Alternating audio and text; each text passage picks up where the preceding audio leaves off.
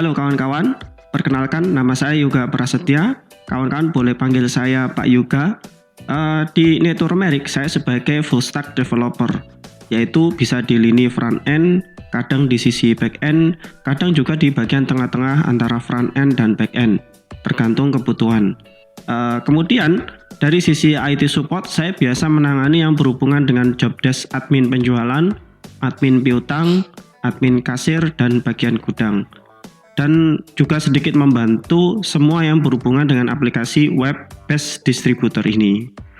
Oke, pada kesempatan kali ini saya membahas di sisi admin penjualan. Cuman tentu harapannya tidak hanya admin penjualan saja yang mengetahui cara di bagian penjualan ini. Diharapkan semua bisa mengetahui caranya. Tujuannya supaya saat admin penjualan berhalangan hadir, misalnya mungkin ada keperluan darurat atau sakit misalnya, semoga kita selalu diberikan kesehatan ya kawan-kawan, terutama di masa seperti ini. Kesehatan merupakan sesuatu yang mahal. Diharapkan apabila admin penjualan berhalangan masih bisa dihandle sementara oleh kawan-kawan lainnya. Ada yang bertanya, Pak, kalau semua bisa melakukan penjualan, apakah tidak khawatir kacau nanti? Nah, di aplikasi kita sudah ada fitur level access yang fungsinya membatasi aktivitas masing-masing user.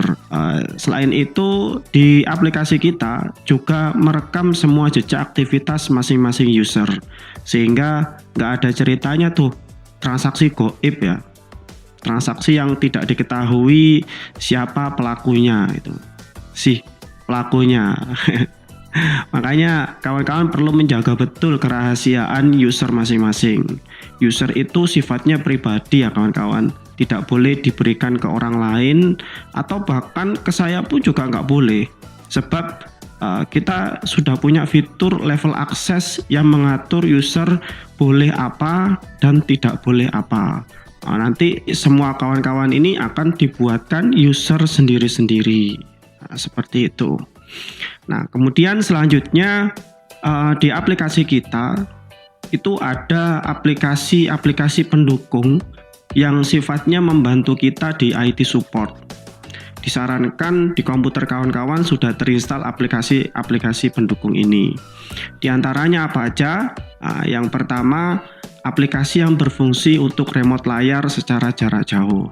Nah, aplikasi ini dibutuhkan saat konsultasi, training, ataupun maintenance yang memerlukan panduan langsung dari kami.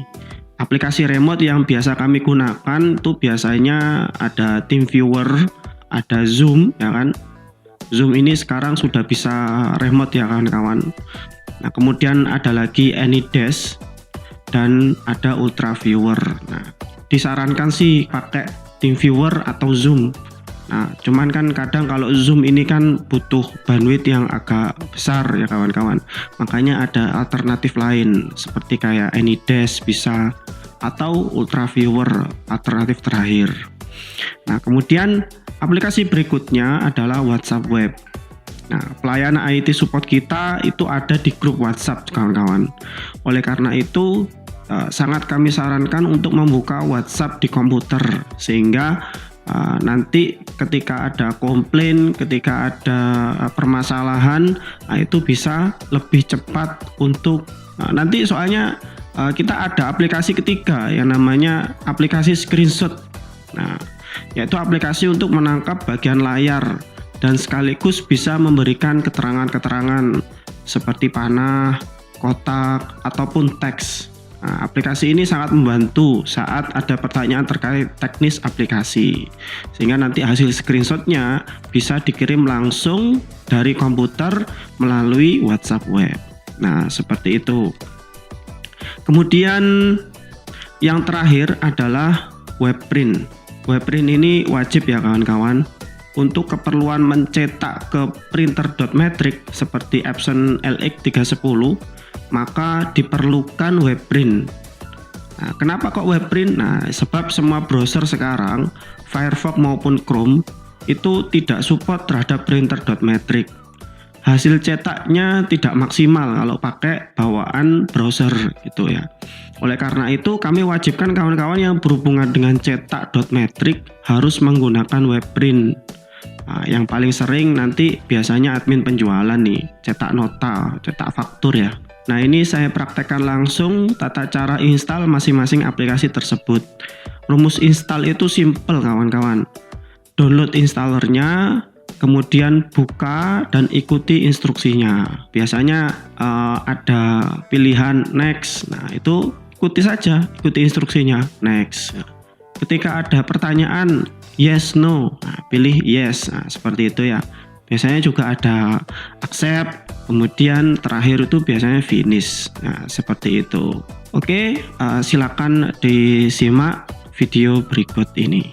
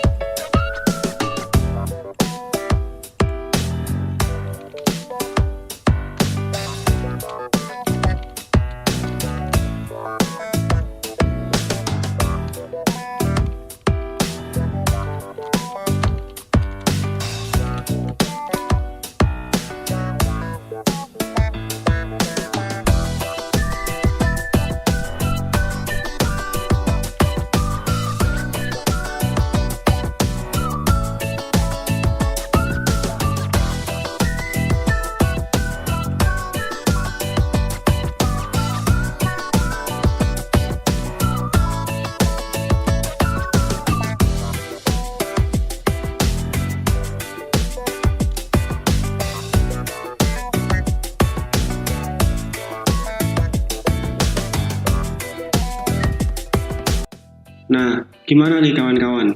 Mudah bukan? Jika dirasa videonya terlalu cepat, kawan-kawan bisa jeda-jeda videonya ya.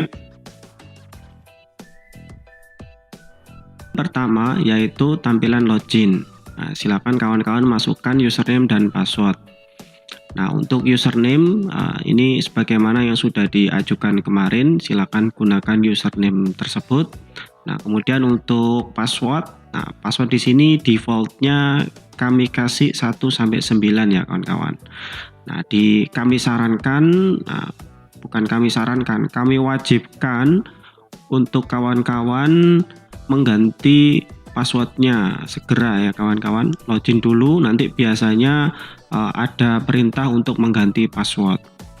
Nah, supaya apa? Supaya tidak disalahgunakan username-nya.